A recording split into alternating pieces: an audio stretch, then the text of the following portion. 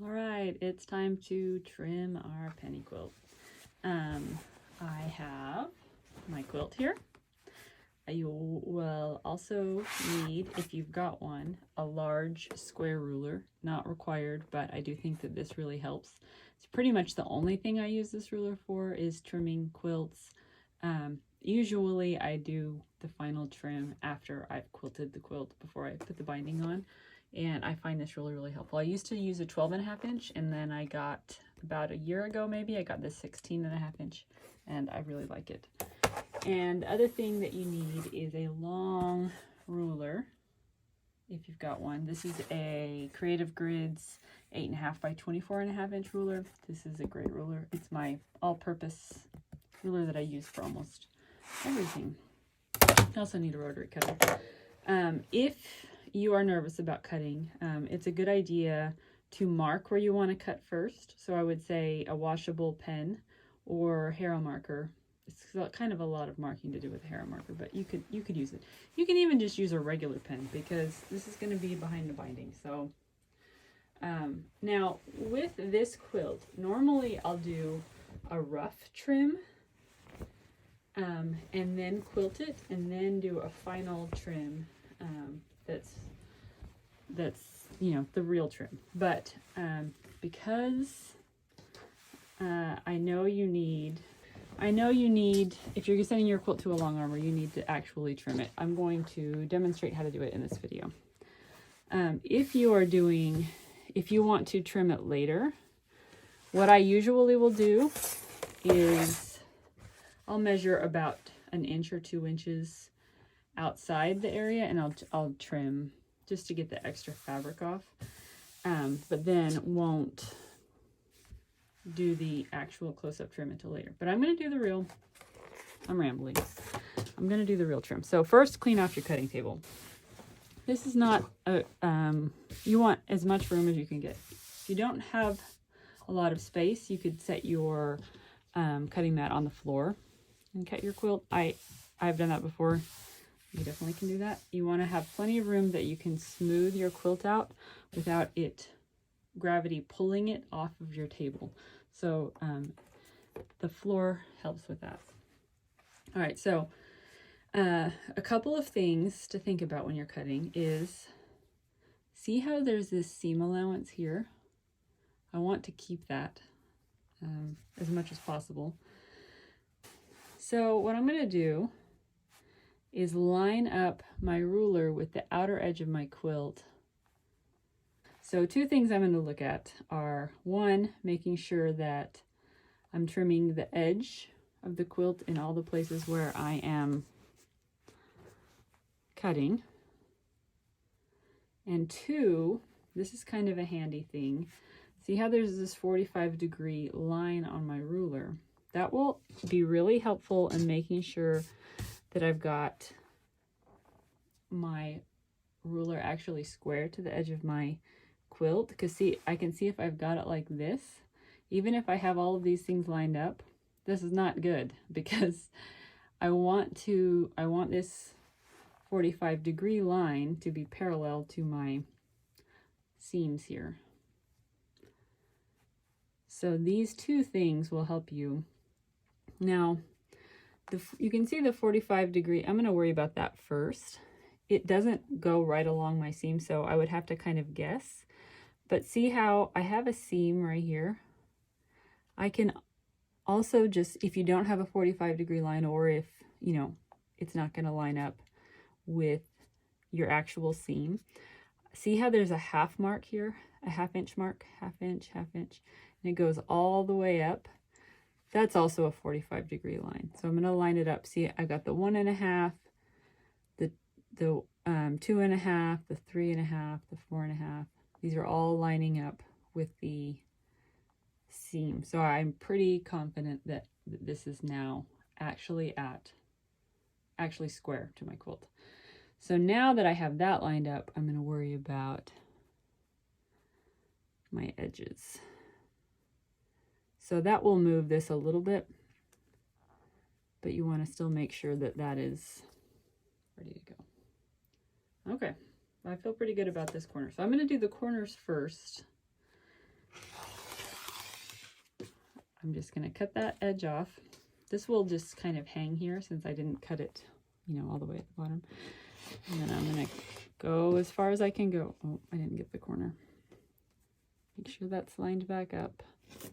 There we go. Okay, so there's my first corner. Now I'm going to move on to my second corner and save these pieces because you can cut some, I don't know, 2.5 inch squares or something from these leftover pieces. So what I'll always do after I trim my quilt is go through and cut those down and add them to my scrap bin. It's better to do it now than to just add it to the scrap bin and think I'll do it later, because I promise you don't want to do it later any more than you want to do it right now, and it's nice to have it done. All right, so I'm gonna do the next corner. Smooth it all out, make sure nothing is getting pulled on. Okay, same thing, where I want to make sure that this 45-degree line is in line with my quilt so that I'm actually making the quilt square and not like a trapezoid. So, I mean, if you want to make a trapezoid quilt, go for it, but it's not what we're going for at this moment. Okay, so here it's going to be a little bit trickier to line it up because I don't have a seam that goes all the way across. I've got a seam right here that I can line up with, so I'm going to make sure that's lined up. I've got it at these 1/4 inch marks. And then I'm just going to make sure that this 45-degree line looks perpendicular to all of my seams. And I'm just going to kind of eyeball it because that's the best we can do. Okay, now I'm going to check the edges and make sure I'm trimming right at the edge on all these. They look good. So I'm going to cut and cut. Okay, so we're halfway done with our corners.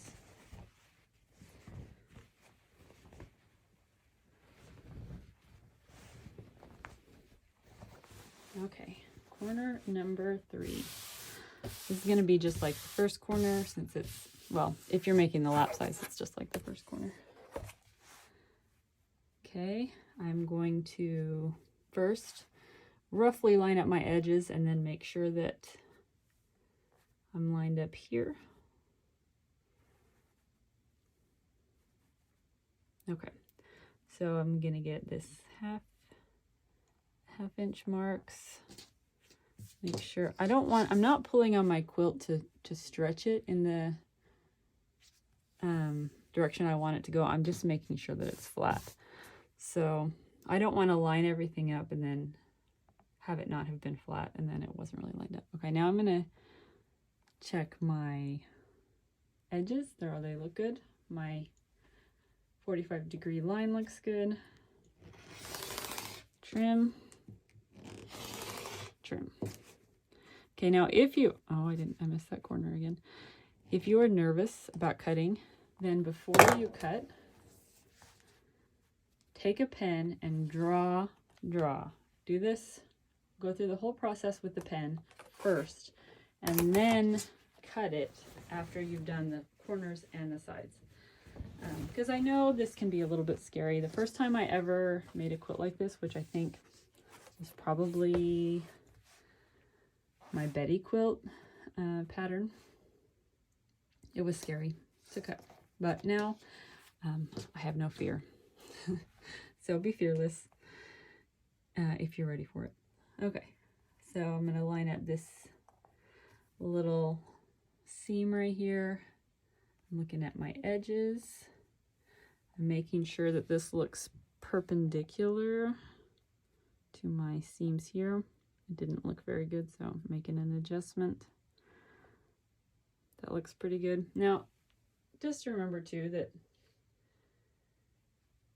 this is a quilt and it is a handmade item, and it's okay if it's not perfect. Just do your best. And the nice thing about quilting is that your best, I'm doing a bad job with the corners.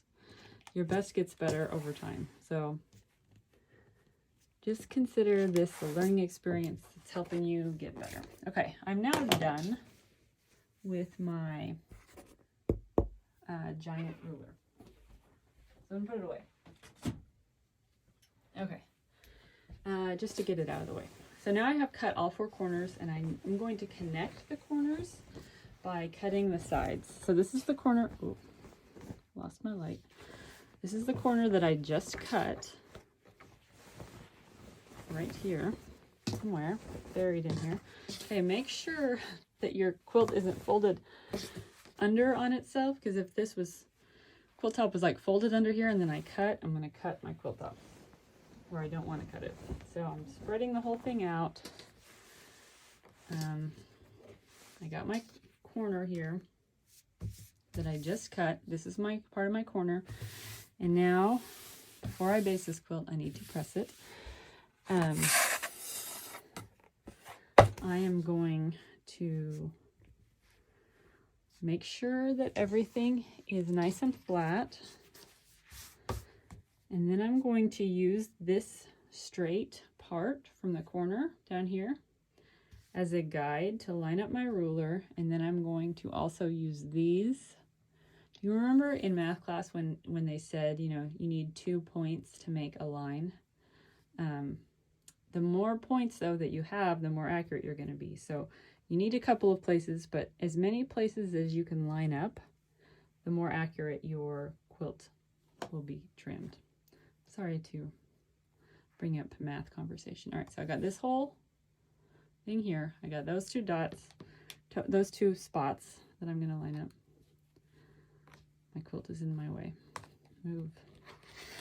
I'm going to cut along the long ruler. Okay, I like to usually do the longer sides first just because I get them out of the way. I'm not afraid to do this, but it doesn't mean I like to do it. So you remember, if you watched my video about layout, I had these, this fabric that I used, which is the Rifle Paper Co. Holiday Collection, had a really big selvage. And I didn't notice when I was cutting my fabric, and I ended up with some of the selvage in my quilt. And then I did not have enough fabric to cut a new piece. So it happened on 2 different blocks. I made sure that those are on the edge. So once I trim this and then attach the binding, it won't be visible. This isn't actually the really tight-knit selvage texture fabric. It just was printed. The selvage was printed large. You know what I mean? Where the selvage is, the fabric is more tightly woven or something. I don't know. This wasn't that part. It just was regular quilting cotton that had printed selvage going. It was like, I don't know, like 1.5 inches wide. And I was cutting multiple fat quarters at a time and I didn't notice. All right, so I'm going to line up here. Notice I kind of veered off to the side here a little bit. That was just because when it just did. So I'm going to correct that now because I know I have this straight part. And I'm going to trim this again after I quilt it. So if I end up with anything that's wonky, a quilt that has been quilted, because you have the backing and the batting there too, is a little more stable, which is why I usually like to wait to cut it until then. And it's a little easier to trim. So don't beat yourself up too much. All right. Okay. So I'm just lining everything up. This was my other corner up here. So now I can connect them. I've got this straight line, that straight line. Trim, trim, trim. All right. That's one side.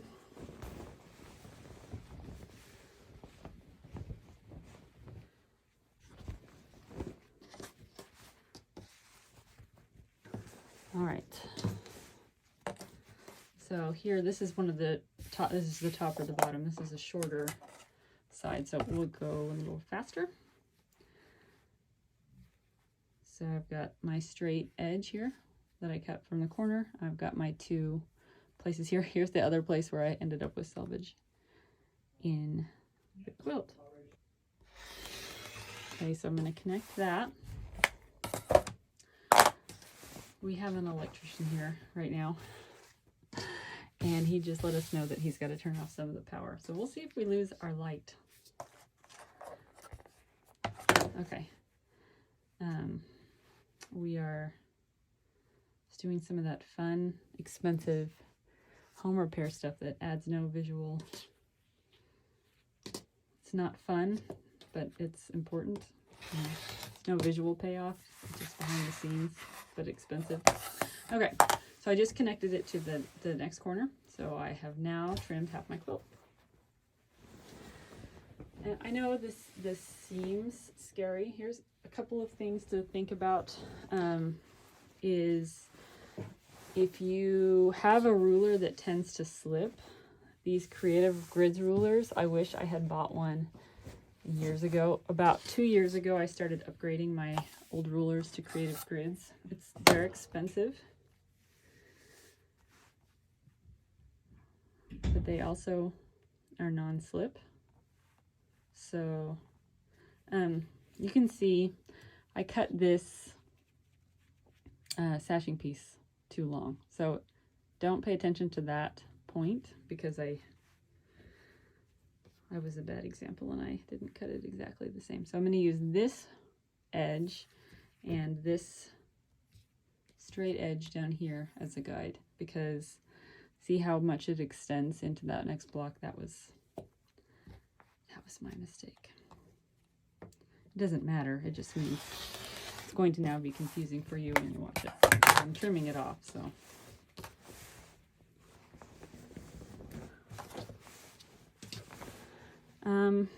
And if you guys want, I will, I guess, ask you.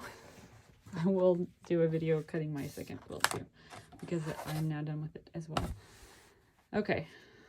I don't know if this is helpful or if this is making things more confusing. All right, so I've got this edge, and I did a better job with this sashing up there. I'm going to trim here. I'm lined up this and this.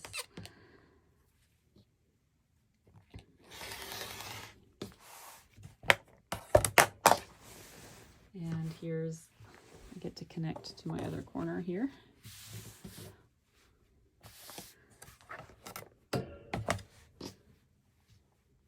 Okay.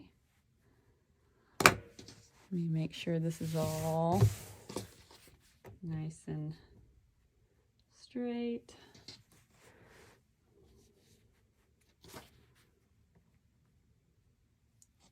Okay, that looks good. All right, 3/4 of the way done.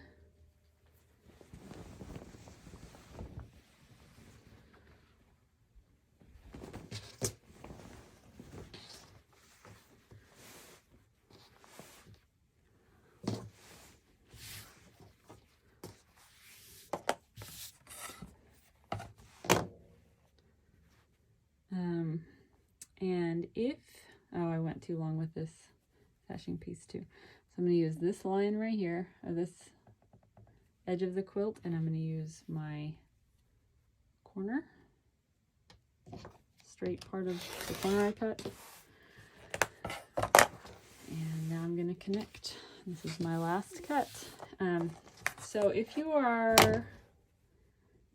going to send your quilt to a long armor, and even if you are not, it's a good idea, especially if you didn't backstitch at the edge of all of your rows, to do a basting stitch around the whole quilt after you're done. So what that looks like is it will just help prevent these from pulling apart. And if you're going to, at least from my experience, long armor appreciates it for this kind of quilt, just very close to the edge, like less than 1/4 of an inch, like 1/8 of an inch from the edge, do a long stitch. So I usually set my machine to 5.0.